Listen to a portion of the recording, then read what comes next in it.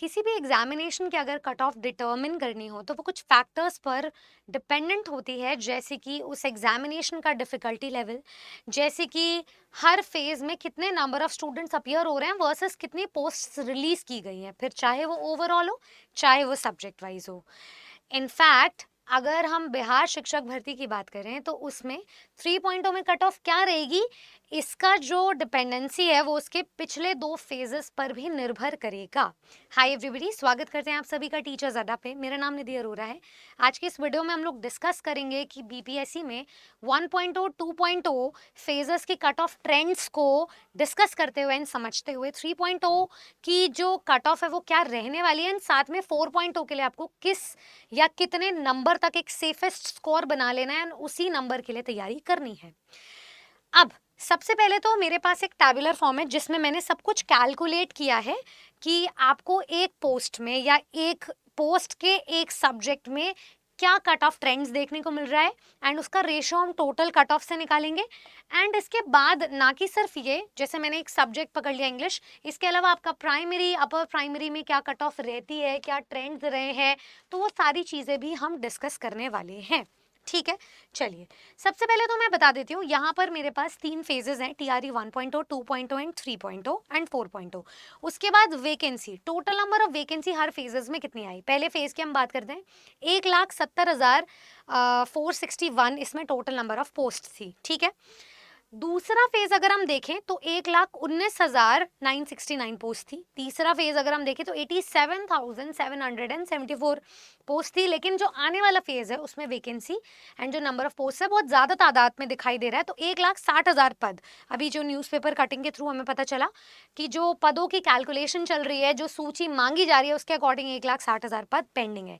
ये पद पेंडिंग आए कहाँ से, मैं आपको बता देती हूँ कि पुराने जितने भी एग्जामिनेशंस हुए जिसमें भर्तियां खाली चली गई, पोस्ट वेकेंट चली गई, उन सब का एड ऑन होते हुए लमसम आपका इतना बन रहा है।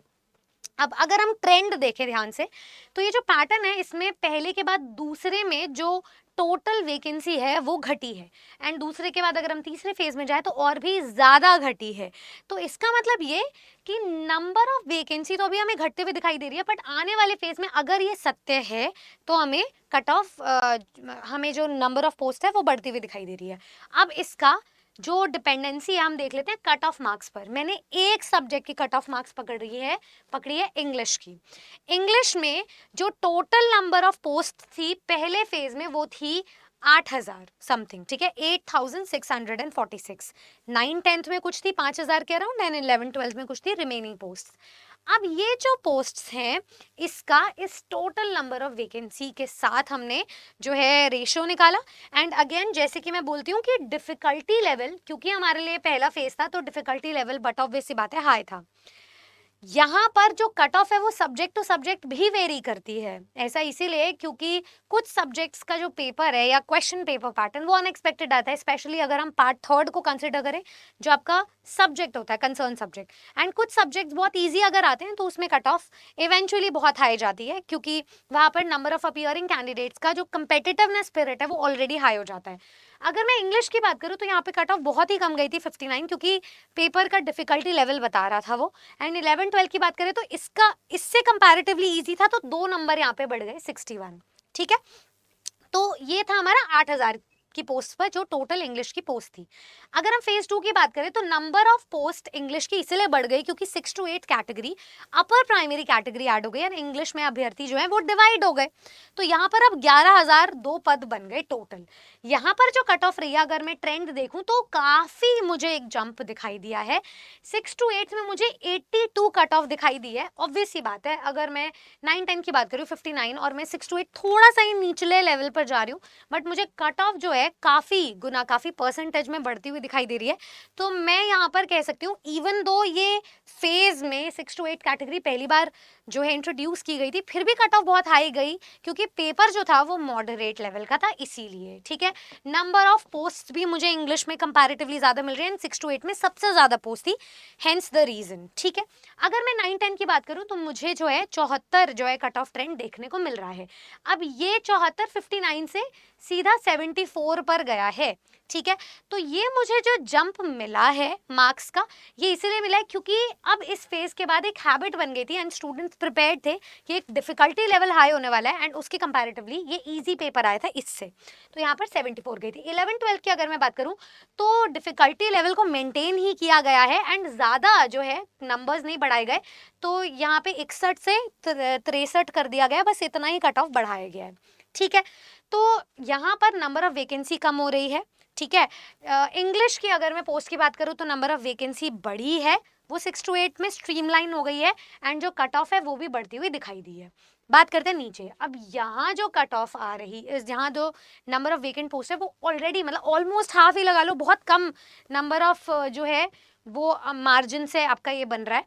तो ये 87,000 अगर टोटल वैकेंसी है, तो यहाँ पर आपको बहुत ज़्यादा अनप्रिडिक्टेबल पेपर पैटर्न नज़र आया। इनफैक्ट फेज 2 में भी नज़र आया था। अगर हम मैथ साइंस के पेपर की बात करें या सोशल साइंस के पेपर की बात करें तो वहां पर 6 to 8 का पेपर बहुत टफ था, तो कट ऑफ भी उस हिसाब से वेरी कर रही थी। इंग्लिश का कंपैरेटिवली इजी था, इसीलिए कट ऑफ हाई गई थी।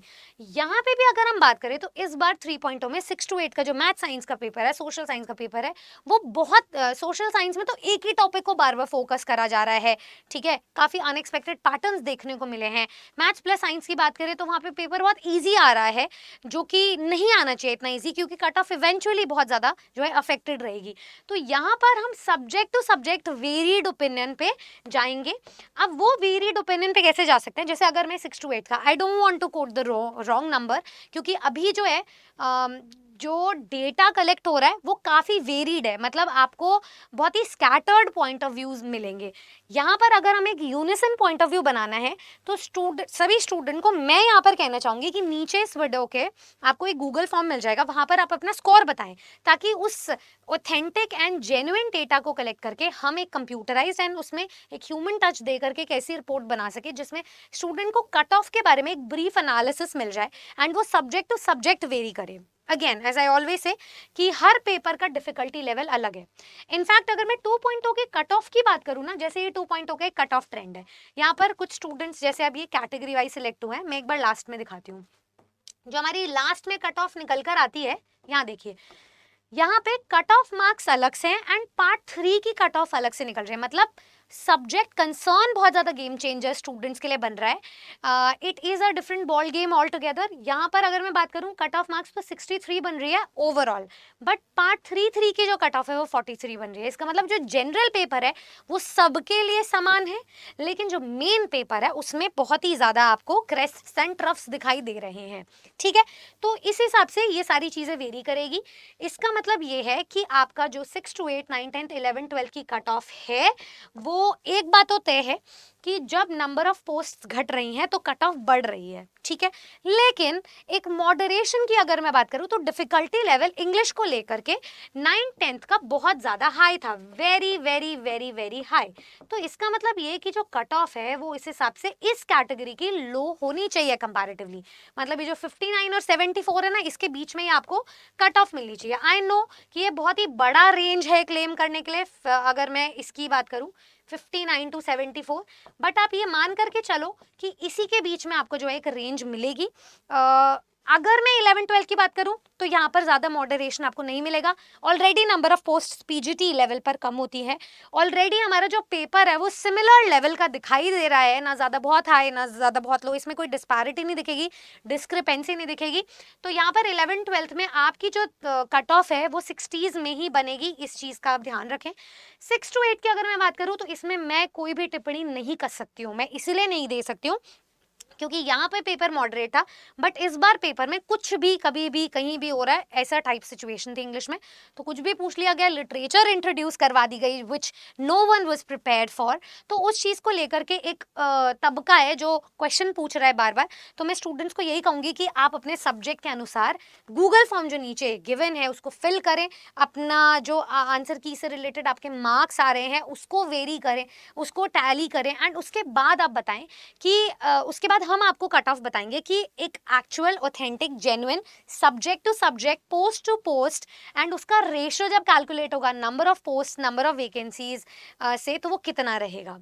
अगर मैं बात करूं मूविंग ऑन आने वाले फेज की 4.0 की, तो 1,60,000 पद हमारे जो है एंटिसिपेटेड है, जिसमें आप ये मान करके चलो, देखो इतनी सारी वैकेंसीज जो है वो एम्प्टी या वेकेंट क्यों रह जाती हैं, वो इसलिए रह जाती है, जैसे मान लो एक्स नाम का कोई कैंडिडेट है, उसने 3 पोस्ट में अप्लाई करा, 6 to 8 9 10 11 12 तीनों वर्गों में, तीनों में उसका सिलेक्शन हो गया, तो यहाँ पर डिस्पैरिटी तो यही आएगी ना कि अगर वो एक जगह चूज कर लेता है, पीजीटी उसने चूज कर लिया सैलरी के वजह से, तो 6 to 8 9 10 वाली पोस्ट उसकी खाली चली गई, इसलिए नंबर ऑफ पोस्ट यहाँ पे खाली हुई ज्यादा दिखाई देती है।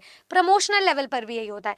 तो यहाँ पर जो डिस्क्रीट या कॉन्क्रीट वैकेंसी का जो नंबर है वो निकालना इस बार जो है बहुत आसान तभी हो सकता है जब हम पुराने सारे जो इम्पेंडिंग पद है उन्हें कैलकुलेट कर लें। इनफैक्ट सूची की मांग भी की गई है, तो आप अभी ये मान करके चले कि 1,60,000 पद तो डेफिनेटली है, लेकिन आपकी जो तैयारी है, मैं एक मॉडर्न और एक एवरेज तैयारी बता देती हूँ। इस बार पुरानी 3 फेजेस की गलतियों से सीख लिया। अब जिंदगी या गलती बार बार तो मौका नहीं देगी, एक बार ठोकर खाए सीख गए, दूसरी बार ठोकर खाए सीख गए, न जाने कितने कैंडिडेट्स होंगे जिसका ये लास्ट अटेम्प्ट होगा।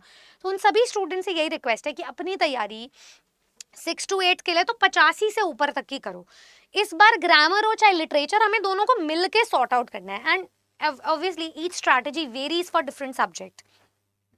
अगर मैं 9-10 की बात करूं तो आपकी जो तैयारी है, इस 59 को तो भूल ही जाओ, तो पहली बार आया था। अब जो चौथा फेज आ रहा है 3 गलतियों को सीखने के बाद, तो ऐसे कहा जाता है ना, third times the charm.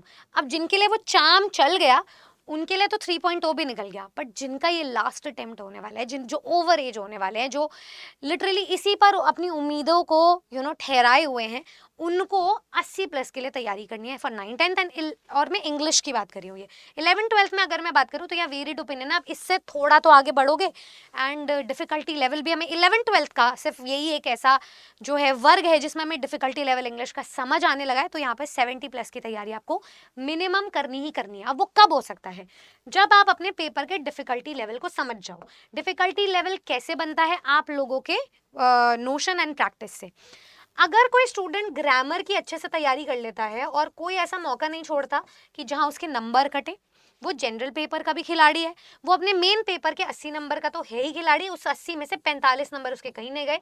And literature इस बार जब आप नई रणनीति से पढ़ोगे, जिसमें हम एक कंबाइंड बैच लेकर आए, उसमें आपका डिफिकल्टी लेवल ऐसा बन जाएगा कि कुछ डिफिकल्ट रहेगा ही नहीं, सब कुछ आसान बन जाएगा।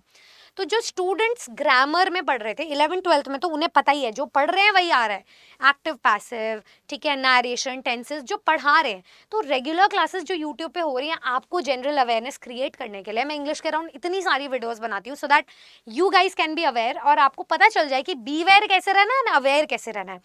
तो आप लोग क्लासेस के साथ जुड़े रहो, डिफिकल्टी लेवल को समझो, टोटल पोस्ट सब्जेक्ट वाइज इस बार जो आएगा उसके अकॉर्डिंग तैयारी करेंगे, एंड टोटल वैकेंसी आपकी 1,60,000 वैकेंसी इसमें सबसे ज्यादा दिख रही है, मतलब इससे ज्यादा इसके साथ मैच होती हुई दिखाई दे रही है, लेकिन फर्क बस इतना होगा कि इस बार कट ऑफ आपको हाई मिलेगी, लो नहीं मिलेगी। तो मेरे जितने भी अभ्यर्थी हैं उन सभी को यही कहना चाहूंगी, जो स्टूडेंट्स मेरे साथ आज बैचेस में तैयारी करना चाहते हैं वो बस इतना काम करें, वो जाए अरा 24/7 के ऑफिशियल वेबसाइट पर या फिर एप्लीकेशन पर। जैसे ही आप यहाँ विजिट करोगे आपको फ्री स्टडी मटेरियल मिल जाएगा निधि मैम इंग्लिश की कम्युनिटी में। जैसे ही आपको स्टडी मटेरियल मिला, वो हूबहू पैटर्न है जो आपको गिव अवे फ्री गिफ्ट मैंने दिया है, वो एक पैटर्न है समझाने के लिए आपको कि 4.0 का नेचर कैसा होने वाला है।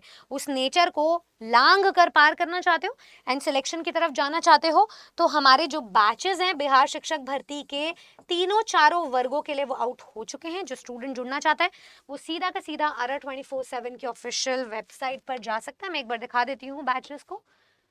आपको सिर्फ टाइप करना अरा 24/7। जैसे ही आप बैच पर जाएंगे, कैसे जा सकते हैं, ऑल कोर्सेज पे जाने का, उसके बाद आपने लॉगिन कर लेना। लॉगिन करने के बाद आपने क्या करना है,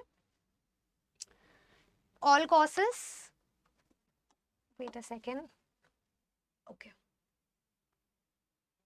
ठीक है। So all you are suppose to do is just visit all courses. मैं यहाँ पे दिखा देती हूँ। आपने बीपीएससी बिहार शिक्षक भर्ती टीआरई 4.0 को टारगेट करना है।